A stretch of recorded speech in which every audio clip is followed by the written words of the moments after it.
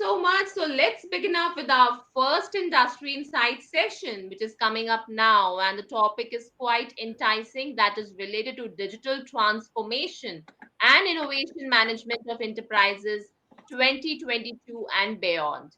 We have our key speakers joining in here: David Parker, VP Digital and Solution Design from Philip Morris International. We have Shigeto Miyamoto, Head of Digital Marketing, Bristol Mayor Squibb. So over to you both. Thank you so much. Great. Thank you. Shigeto, do you want to go first? Yeah, sure. Hi, everyone. My name is Shige. I'm head of the omni-channel marketing and also digital transformation in Bristol Myers, Japan. Really happy to be here. Perhaps just people wonder why David and myself are talking about this agenda. David come from tobacco industry and I come from healthcare. You may find really interesting matching, but in fact, many people, I think, as far as I know, many tobacco industry folks are coming to healthcare and vice versa. So there are many common things that we can discuss, and also I guess, many challenges we could share. So really excited to be here. Thank you very much. Yeah, good. Good summary. Yeah, I'm the VP of Digital and Solution Design. It's two kind of roles at PMI. And as you pointed out, the tobacco industry is going through a real dramatic change. And that change is really driven by consumer and by government, by health, by lots of external drivers, in that smoking tobacco is no longer going to be acceptable, in the world of consumer experiences. And with the development of advanced technology, you can move on quite quickly to distributing nicotine, which is really the part of the equation that people are looking for experience into what we call reduced risk products. So talking about digital transformation here, when you go from a B2B business, which Philip Morris was, to a B2C or direct to consumer, you really have to change the makeup of your company quite quickly. And that's where the digital transformation comes at PMI. So I've been at the center of that transformation. When I joined 4 years ago, the income revenue stream for PMI was probably 5% of our global revenue. The RRP product or smoke-free product category now makes up almost 40% of our global income.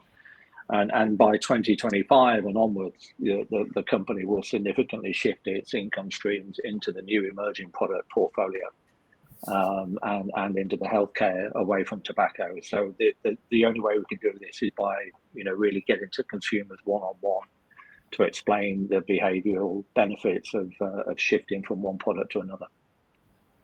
So yeah.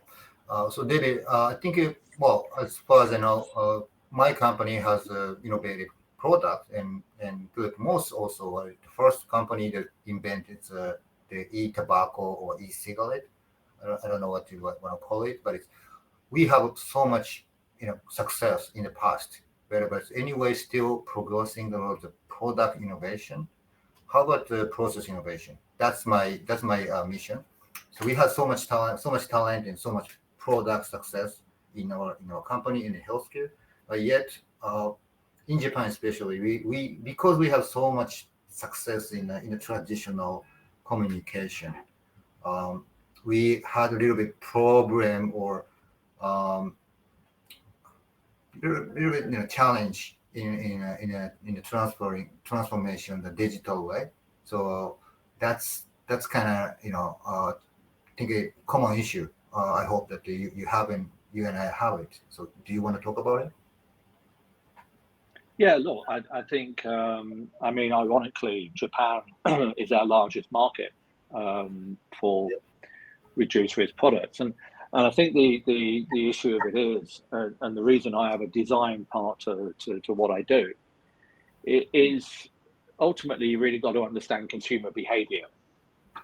And unless you get to the understanding why consumers do what they do, you can't substantially move that consumer to a new product range. You can't just keep selling to people saying it's better for you if they don't change in their own behaviors, because it's only a behavioral change that really shifts your mindset, into a new environment. And we've seen a lot of brand marketing, which is fine, but brand marketing is very short form. It's very much the company telling the consumer what they should think, what they should feel, what they should experience. And this doesn't really stick. What you have to understand is the convenience of the things that they do, the things that really add to their lifestyle or to their life profile or to what they do, and they seek reward from. And I'll give you an example of it. I mean, we know one example, and it is relevant to shifting people, is that, we know that tobacco that's burnt is really puts animals off.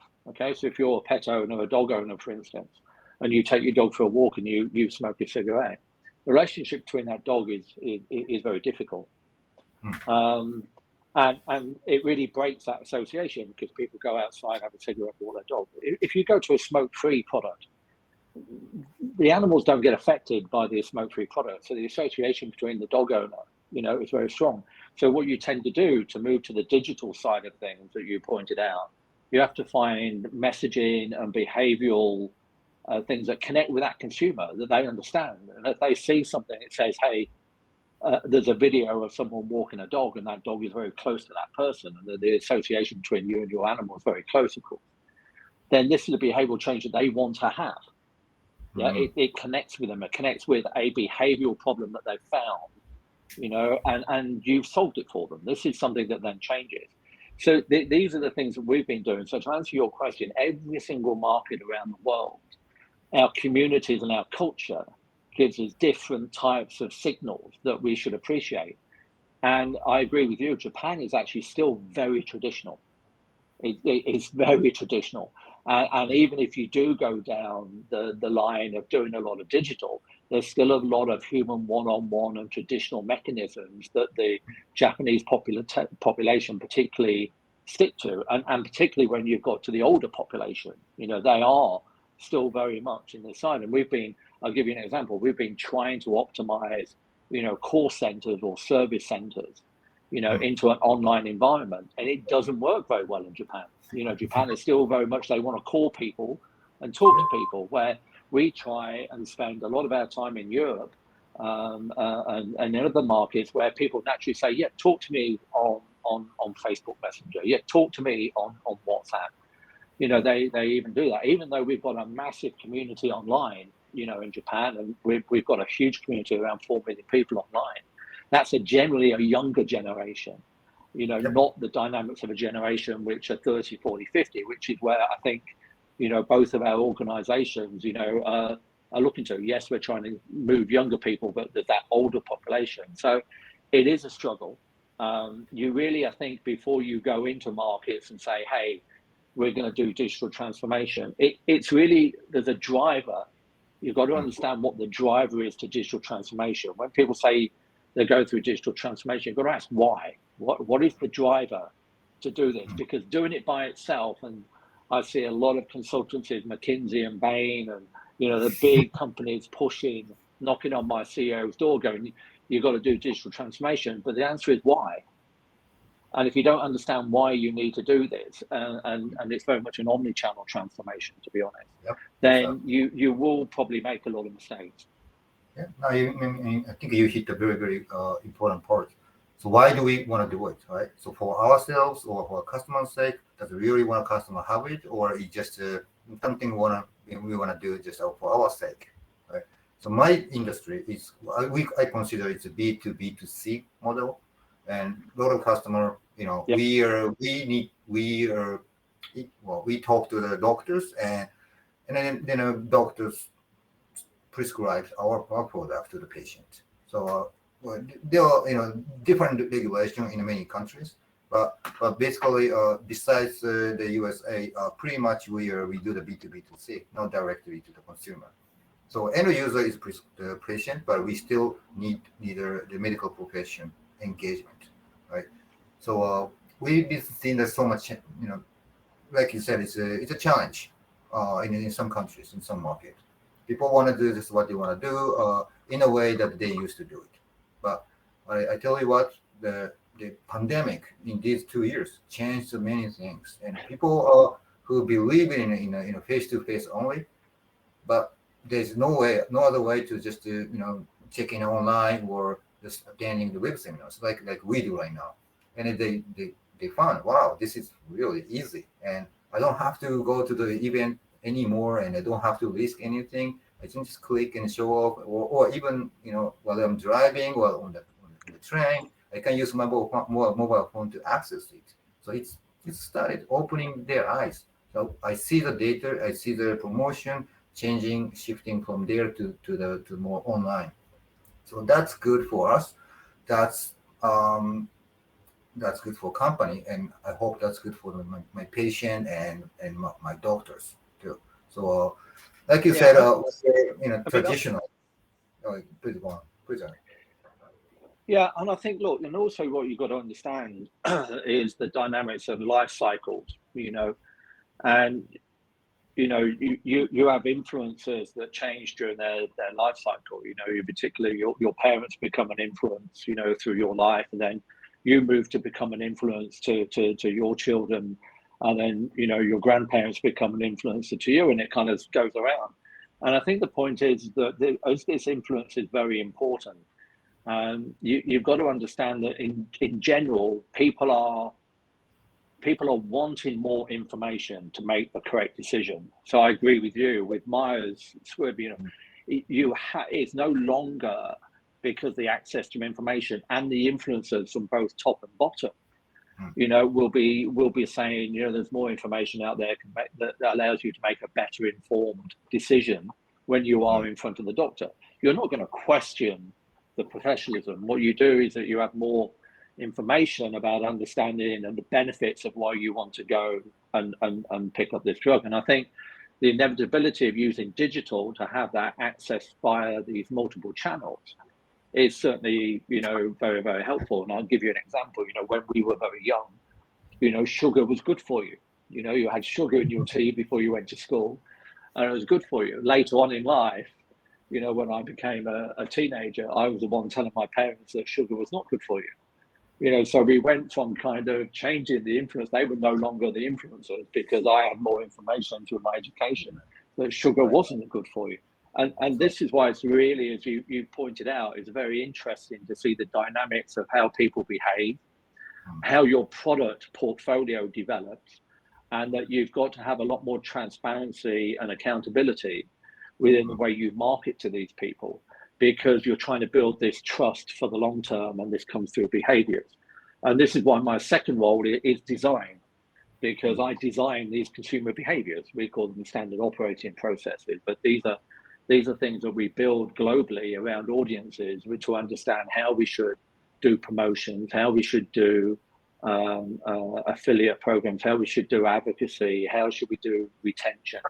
We develop these programs in particular so we can scale. We work, I'm sure like you, in 100 odd countries, and we can't have 100 different processes. So I'll give you an example. Europe sits on one currency with 24 countries, one currency. We can't have different promotions in different countries. People, as you said, are on the internet. They can go from Germany to France to the UK quite quickly. And if you have a price discrepancy, it looks bad. It looks as though you're not being honest with the consumer.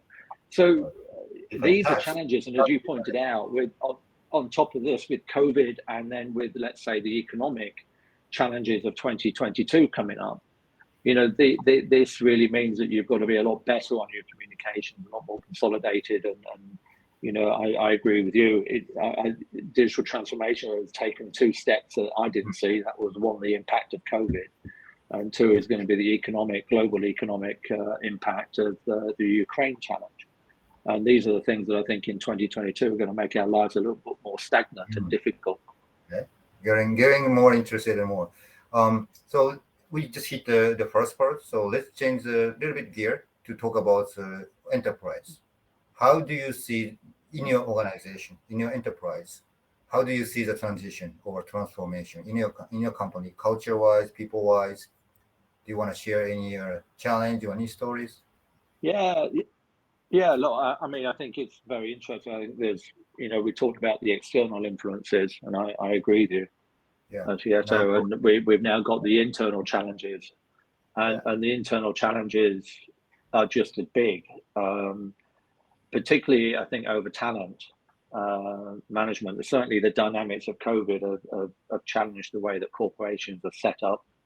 I think they're certainly challenged with things like diversity and inclusion becoming a quite higher priority, but also people's perception of the value of being in a big organization has also changed.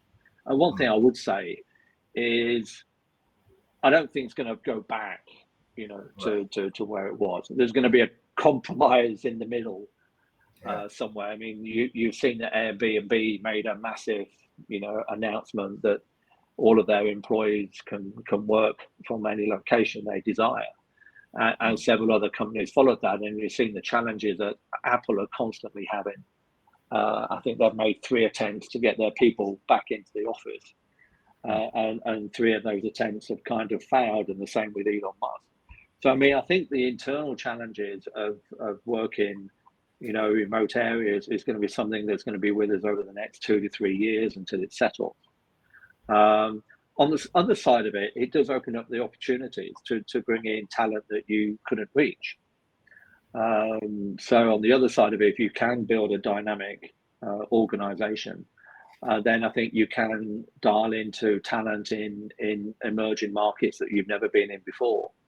And also, I think if you're happy with using dynamic workforces, which I think is a way that it will move, then there's a match between you and the service providers of a dynamic workforce. And you see online companies like Fiverr.com, and there's a multitude of others that give you dynamic access to an incredible amount of creative, particularly in our space in digital. So I think they're the kind of things that are, I think, still work in progress. I think they're challenging most organizations. I don't think anybody will land on a good answer. I think some of them are being brave and innovative. And I think this is an innovation management enterprises going, we're going to really go, and globalize and decentralize against big organizations that centralize. So I think it'll be interesting to see what happens. How are you finding it yourselves on this side? Right, my side. I'm driving the digital transformation. I'm driving omni-channel, so that's good for me. But tell you what, some people are not comfortable. I'll be very honest. Some people are not comfortable because they had so much success in the past, and they believe in a success, and they don't want to start over, right, from the beginning. They want, but if you think about 5 years, 10 years, 10 years ago, nobody has the drone, nobody has the iPhone. Well, some of us has iPhone, but it's just changing. If you think about 5 years, 10 years, the term. So I believe people have goodwill, but it's first reaction to the change, mostly a rejection, and that's really natural reaction. So our job is just to make sure that nobody's gonna leave or behind. We will continue the engaging our folks and external customers as well. Make sure this is a good progress for everyone else. So that's what I'm doing. Just another point that I want to make is just kind of just a little bit go away. But I think if we keep showing the good progress and quick wins, people will follow. So I think the common things as between your company and my company is just there are some traditional process, and the talents who believe in traditional success. I can imagine. I never work in the tobacco industry, but I can imagine that people are, I don't know if it's just true but I heard it in Japan anyway. In Japan tobacco or Philip Morris, people could smoke in a meeting room and they still smoking. And smoking is a culture and a product. but it's just it just get defined. Like you said, from generation to generation, and it's just inevitable, and it's just very obvious the trend shift. Our population, for example, is getting shrink, and our medical expense is going up. This is a time that we need to change. Otherwise, it's not going to sustainable. So people know it, but it's knowing and acting is two different things, and it's going to fill the gap soon. But that's the transition. So that's why we are talking about digital transformation here. Yeah, and I think also, I would say that we've been in on this kind of 4 years, and it is a slight war of attrition. I do agree with you that it's difficult to move these models. Because they are very. If you think about big companies, we're globalized, we're regionalized, and then we're localized. And as you go from global, your influence to local becomes less and less. And your localization, doesn't resonate at your global level. Yeah, top down and bottom up. It needs to be both ways. Otherwise, it's always slogan and tagline, and never happen to the customers or field level. And I think this is, I think you've hit this nail on the head. You have to build these forums and these groups and get this buy-in from the local markets and get the connection. So, everybody's vested, from a strategy point of view, comes from the center, from an operational point of view, comes from the markets. You've got to bring this kind of together. And then you've got to keep, I think the other thing is also the senior leadership team have to be mentored quite well as well.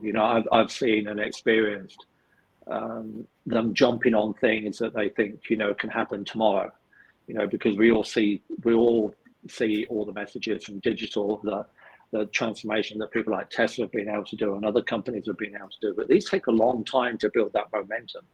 And therefore I think it's still, you've got to mentor your senior executives, because it is a long journey. And it's not a journey that comes straight away. There's a lot of traditional dynamics in the organization that have to change, to afford the longevity of digital in the business. And they've got to understand why it's come, to where it is. So I think I agree with you that this transformation is something that really has to embody the senior leadership team. They really have to understand, from multiple points, why the consumers are going this direction. And therefore that helps you then gain the investment and the plans that helps you kind of direct, your quick wins in certain markets. I think the other thing is, and I think you pointed this out, don't try and do everything at once.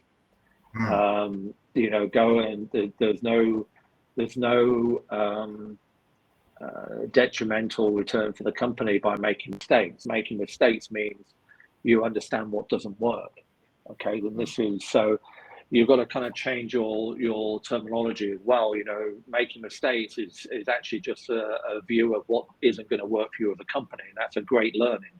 It means you don't do this again. It's not an error. Anybody can do it. But the fact of the matter is, understand why it didn't work from the data you have and avoid doing it again. And funny enough, as you make more and more mistakes, the answer becomes clearer and it becomes more achievable.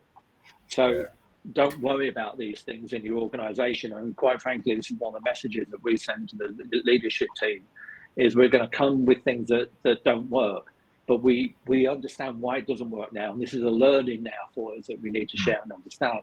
And our iteration to where you want to be as an organization will be made up of making many mistakes. Okay, good. That's a really good thing. Yeah, it's an agile spirit, isn't it? So, I couldn't agree more. The failure is it's a start of a great invention and also the great success. I think we just agreed on two things. Long term, I think we see the trend. This is not a two ways. It's just only one way.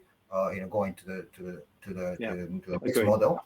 But in short term, we don't have a crystal ball. We don't know what's going to happen in first quarter or second quarter. Like we didn't predict if the pandemic is coming. So failure is very important, and I think the people need to understand. In any organization, we don't have an answer, right? But we know how to tackle with challenge, and we know how to run it. And then only that's the only way that we can lead to the success. And as a marketer, I think it's a great satisfaction with customers. So I think that's it's only the thing that I want to echo. So we don't have an answer, but we know how to solve. At least we think.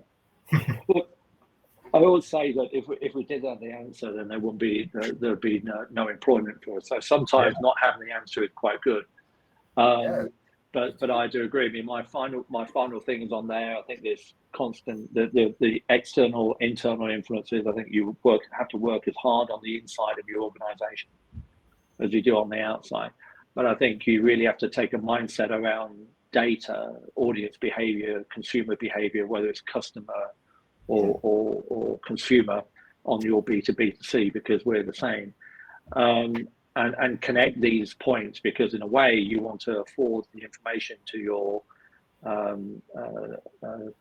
customer as much as you do want to the consumer, because you want these people to have the right kind of information. So I think the B2B2C, the situation that our two organizations in, it is very challenging. It's a little more complicated, but the bottom line is the same. I want to talk about more data, but I don't think we have time, so let's save it for the next the next session. Yeah. Okay. So thank you very much. Maybe covered somewhere else in the conversation. Yeah. I hope it's been useful for everybody. I mean, there's a degree of sessions after this, and I think you need to glue together a lot of the conversations. And obviously get a good strategy and a plan, and then ensure that you've got a route to execution and buy-in from the people you need to have in place. Okay. Great discussion, David. Thank you very much. So I think we're on time by 1 minute, and we will stay on time. Yes, it is. Yeah, it's good to chat. So thank you so much, David and Shigeto, for joining in today. And it's great to have a good interaction in a very trending topic of digital transformation.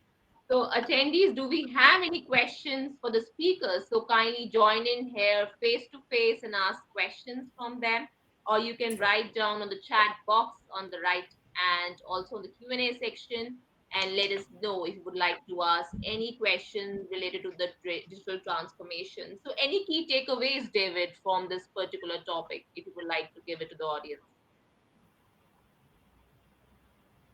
Yeah, look, I think we've covered them before. I think there's there's internal and external influences in digital transformation, innovation management. I think we've talked about it. It depends on whether your organization is B2B, B2B2C, or direct to consumer. But I think I outlined it at the end is that, certainly making mistakes is not a thing to avoid. It's something to learn from. I think being patient and ensuring that the board understands that it's an iteration of processes. And then I think the final one that Shigeto brought up very well is you don't have all the answers. You're never going to get in front of the consumer process. Yeah. You're merely trying to catch the wave, and you're going to get lucky on some waves and not on the others. But don't stop trying to find the wave, because you can't give in, and it's a constant process. But it's a rolling 3 year, and I think, as you pointed out, we've had some waves of disruption with COVID and with the current economic conditions, and then I'm sure we're going to get, climate change is going to be something that's going to influence all of us in the next 10 years by the looks of what's happening. These things are hurdles that you never see, and you've got to keep plowing through them. Yeah. All right. So before we move to Shigeto, so we have one question from Vinay. I think he wrote in the event reception chat. So that is on your chat box itself, that SMEs move into digital is more about cost-effective solutions, but don't care about the quality of work. How do we tackle this? So any one of you both, if anyone would like to answer this. Yeah. Well, let me just have a go at this one, because it is a very important thing. I'll hand over to Shigeto on this one. There's two very key distinctions between effectiveness and efficiency. Okay. And you've got to get the organization to understand what these differences are. A lot of the time, people say, I want to be efficient. And being efficient will not make you effective. Okay, so reducing cost structures or having an efficient process, if it doesn't connect with the challenge you have, will deliver nothing. Okay. The other side of it is effectiveness, which is, do you understand what the challenge is? Do you understand what KPIs you are trying to influence? And if you become effective, you will naturally have to become more efficient as an offset. Okay, effectiveness does drive efficiency, but it also drives growth. So my only difference is these things have to be understood very carefully with your CFOs. I always go in with a challenge to the CFO, yeah, with the KPIs which are associated with my annual shareholder report. Do I want to grow my consumer base? Do I want to grow my product portfolio? Do I want to grow my revenue? Do I want to increase ESG? And then what I do is I layer on an investment strategy based off being effective, because then I can give them the P&L of the investment I'm asking for. I will naturally become efficient. But if you drive efficiency, you will never automatically become more effective because you don't know what you're trying to drive. So it's very important to understand the difference between effectiveness and efficiency. If you become effective, you'll inherit some efficiencies. If you do efficiency, which is cost cutting, you naturally won't be more effective.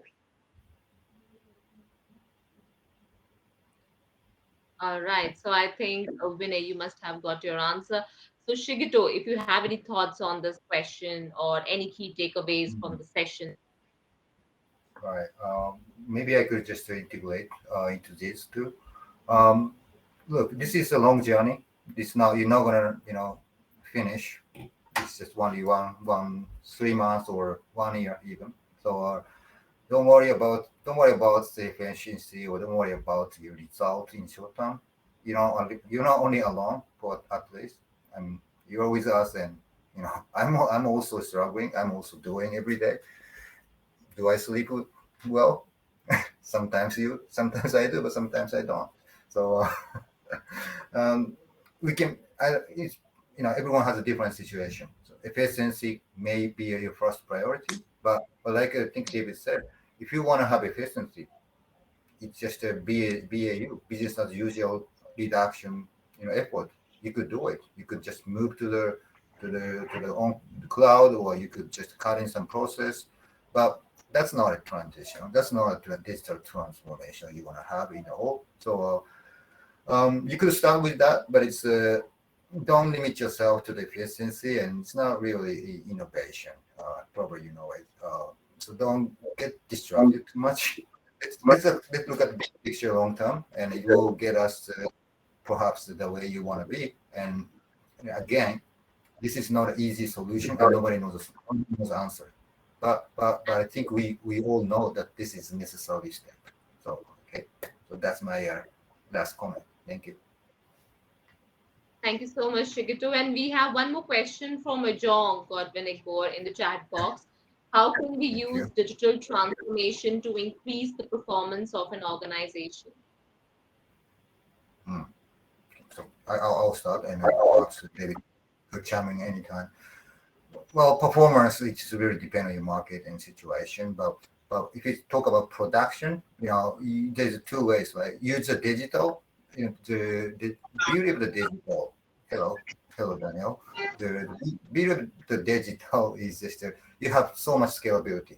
You can copy, any way that you want. That's a fundamental the beauty of the digital. So naturally, you could have some efficiency or scalability. The performance you get it fundamentally, no matter what product or market you are, you get much closer to your client in instant way. And a client will come to you nowadays. It's a two ways. So you get to know the customer better. You have a more closer relationship with the customer. That's a lead to your output. So input you have scalability, output you have much closer interaction with the customers, regardless of your product or regardless of your model in the B2B or B2C. So talking about the performance, that's perhaps you want to talk about the differentiation as well. But differentiation is another creature. If you are working on one thing, you should know perhaps your competitor is doing almost the same thing, and that's really the dilemma you have in innovation. So, David, any insight? Yeah, look, I'll add two quick things. You mentioned one is that what digital does give you is two things. It gives you scale and it gives you sustainability. Okay, and you pointed out, the scale is obvious, but it's sustainable. Okay, it keeps going and keeps going. It doesn't go to bed at night. It keeps going 24 hours by 7. So digital investment, as you pointed out, for big organizations, give you huge scale if you get it right. And then the final thing I'd say is that on here, how do you use transformation increase performance of business? Go back to what I said before, go up and pretend you're the CEO looking at your key metrics of performance that are in your annual report, your investors report. Even if you're a small company, you've got invested in that organization, and figure out how you can attach those to your digital work, because these are the things that resonate with people. And I'll give you an example of this, and then we will keep quiet. Is that we know in our organization, we need to identify first-party data. We need to have identifiable data records of people. And obviously, we get permission and consent management to get these people. But we know the more people that we understand in the business, the more we achieve our goals. And I'll give you an example why. Because acquisition, and Shigeto, you'll have one of these drivers. Acquisition is always a cost. Growth is about acquiring new consumers.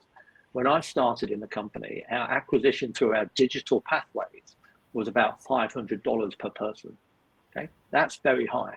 But as we became more effective in our digital investment, that gradually decreased, and our average now digital acquisition is almost $100 or less.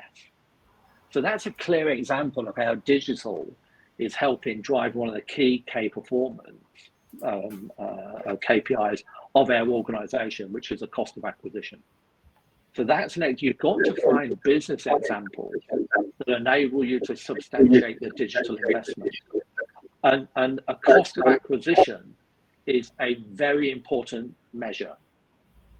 And it's something that you can measure from data if you can get what the acquisition is now, going through all the pathways to get that consumer. And every time you attack it with digital, you get sustainability and scale. So for every one that you can get, you can now get 100. For every 100 you get 1,000. Yeah. Thank you so much, David and Shigeto, for joining in today. And it's great to have a good interaction in a very trending topic of digital transformation.